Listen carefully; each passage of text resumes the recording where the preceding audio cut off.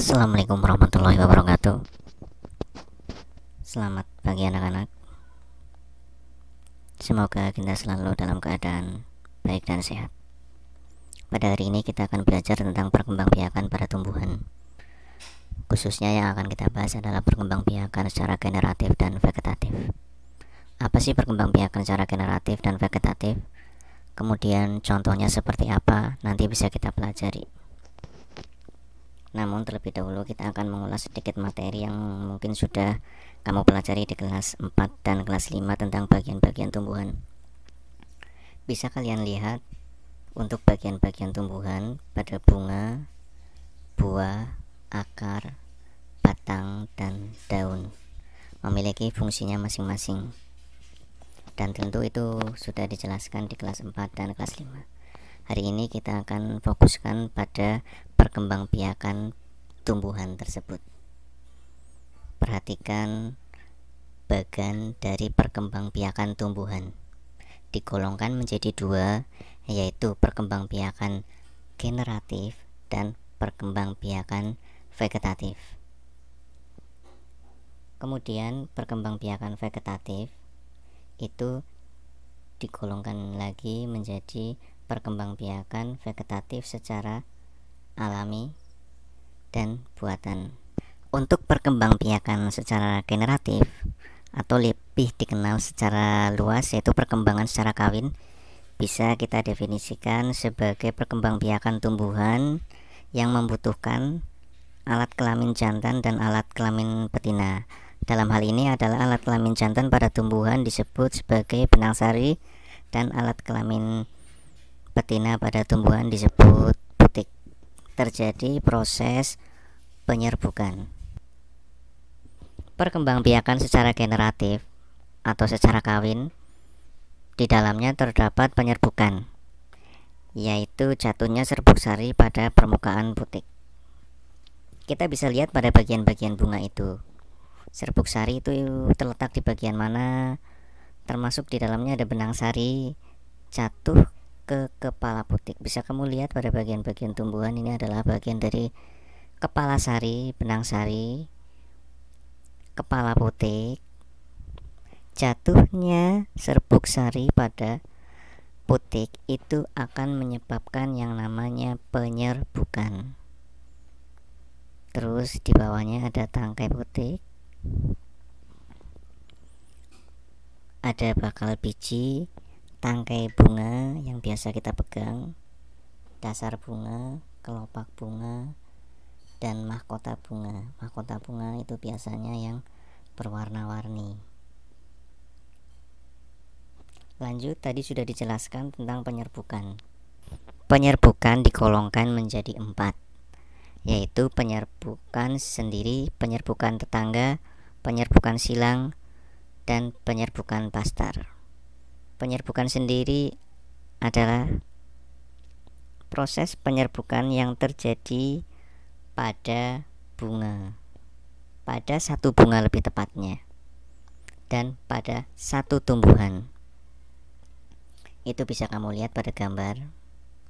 Kemudian untuk penyerbukan tetangga, penyerbukan yang terjadi pada 2 bunga masih dalam satu tumbuhan. Kemudian yang ketiga adalah penyerbukan silang. Penyerbukan yang terjadi pada 2 bunga tetapi sudah 2 tumbuhan. Nah, untuk penyerbukan sendiri, penyerbukan tetangga dan penyerbukan silang itu masih dalam satu varietas. Satu varietas itu satu jenis tumbuhan yang sama. Berbeda dengan penyerbukan pastar. Pada penyerbukan ini terjadi penyerbukan antar 2 bunga dan 2 tumbuhan, juga 2 buah jenis tumbuhan yang berbeda. Paham ya tentang penyerbukan? Nah, untuk perkembangbiakan generatif itu menghasilkan biji, kemudian lama-kelamaan dia akan membentuk tanaman baru. Lanjut, kalau tadi kita sudah belajar tentang perkembangbiakan secara generatif, sekarang kita belajar tentang perkembangbiakan vegetatif alami. Yang pertama adalah tunas. Tunas merupakan perkembangbiakan individu baru yang tumbuh dari tumbuhan induknya. Individu baru yang dihasilkan melalui tunas biasanya tumbuh di samping induknya. Bisa kamu lihat pada contoh gambar bambu, pisang, tebu, dan cocor bebek. Kok bisa dikatakan cocor bebek? Sebetulnya, cara perkembangbiakan dengan bertunas juga ada yang disebut sebagai tunas daun atau tunas adventif. Nah, itu adalah tunas yang tumbuh pada daun. Contohnya adalah tumbuhan cocor bebek atau begonia.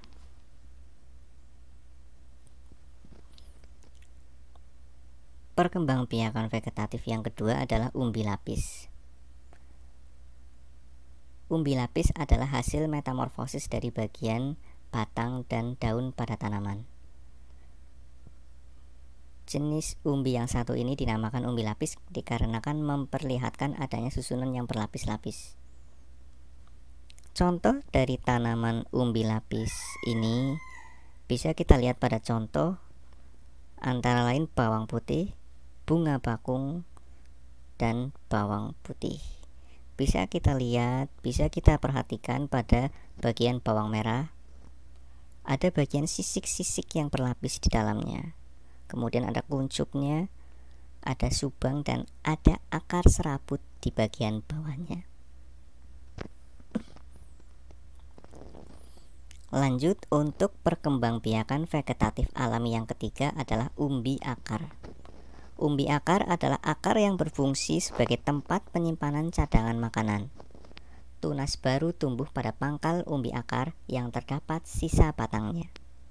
Contohnya yaitu bisa kita lihat pada gambar ada tanaman bengkoang, umbi wortel atau lebih kenal atau biasa lebih dikenal oleh kita yaitu tanaman wortel. Kemudian bunga dahlia, ada singkong dan lobak. Untuk perkembangbiakan vegetatif yang selanjutnya adalah geragi. Kita masih berbicara tentang perkembangbiakan vegetatif secara alami.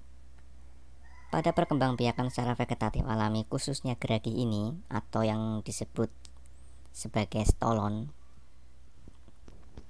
geragi berfungsi sebagai alat perkembangbiakan batang beruas yang tumbuh menjalar di atas serta di bawah permukaan tanah. Ruas tanaman bila menyentuh tanah akan tumbuh akar dan tunas baru sehingga menjadi tanaman baru. Bisa kita lihat pada tanaman stroberi, arpe, rumput teki, dan peganggan. Itu adalah contoh tanaman yang berkembang biak secara vegetatif alami menggunakan geragi. Nah, untuk berikutnya vegetatif alami selanjutnya yaitu akar tinggal atau rizoma.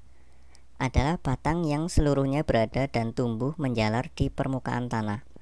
Contoh tumbuhan yang memiliki akar tinggal atau rizoma itu antara lain bisa kita lihat jahe, lengkuas, temulawak, dan kunyit.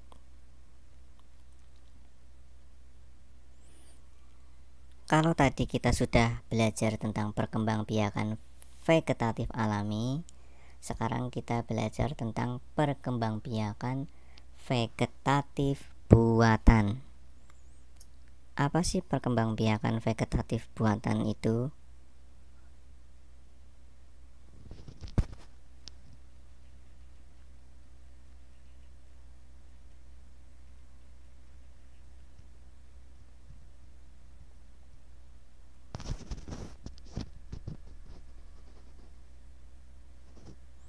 Perkembangbiakan vegetatif buatan adalah perkembangbiakan tumbuhan tanpa perkawinan dengan bantuan campur tangan manusia. Bisa kita lihat di situ pada gambar ada mencangkok, kemudian merunduk, okulasi atau menempel, kemudian ada kopulasi, menyambung atau mengenten. Mencangkok adalah cara pengembangbiakan tanaman dengan cara mengupas kulit batang dengan dibalut tanah agar batang-batang tersebut memiliki akar. Bisa kamu lihat pada gambar tahapan-tahapan dari mencangkok tersebut, mulai dari mengupas batang menggunakan pisau atau benda yang tajam. Kemudian setelah kelihatan batangnya, bagian yang berwarna putih itu kamu bersihkan juga lendirnya. Tahapan selanjutnya adalah memberi tanah pada bagian yang sudah terkelupas tadi dengan tanah, lalu mengikatnya menggunakan plastik dan jangan lupa diikat yang kencang. Kemudian setelah bagian yang tadi sudah dikasih tanah, kelihatan akarnya, bisa kamu potong dan kamu taruh di tanah. Itu adalah proses dari mencangkok. Selanjutnya merunduk adalah proses pembiakan vegetatif buatan yang dilakukan pada tumbuhan bercabang panjang dengan merundukkannya ke tanah. Jadi batang tanaman itu ditundukkan ke tanah agar dapat berkembang biak. Tetapi kita harus menimbun batang tanamannya dengan tanah. Bisa kamu lihat pada gambar yang bagian merunduk tersebut. Setelah pada bagian yang merunduk tersebut kita rundukkan ke tanah dan sudah kelihatan akarnya, boleh kita potong dan kita masukkan kembali ke dalam tanah agar menjadi individu baru. Untuk selanjutnya yaitu kopulasi, disebut juga mengenten atau menyambung, yaitu menggabungkan batang bawah dan atas dari tanaman sehingga memperoleh tanaman baru. Bisa kamu lihat pada gambar untuk cara perkembangbiakan vegetatif dengan cara menyambung atau mengenten. Itu bisa kamu lihat batang bagian bawah dan batang bagian atas. Batang bagian bawah kita potong sedemikian rupa, kemudian kita belah sedikit di bagian pinggir. Untuk bagian atas dari tumbuhan yang berbeda tapi masih dalam satu jenis, kita kasih bagian yang atas itu runcing ya. Kemudian kita masukkan batang atas tersebut ke batang bawah dan jangan lupa untuk mengikatnya dengan plastik agar kencang. Untuk yang terakhir pada perkembangbiakan vegetatif buatan yang akan kita jelaskan pada hari ini yaitu okulasi. Okulasi adalah salah satu cara meningkatkan mutu tumbuhan dengan cara menempelkan sepotong kulit pohon yang bermata tunas dari batang astasia pada suatu irisan dari kulit pohon lain dari batang bawah sehingga tumbuh bersatu menjadi tanaman yang baru. Bisa kamu lihat tahapannya pada gambar. Tahapan 1, tahapan 2, tahapan 3, dan tahapan 4.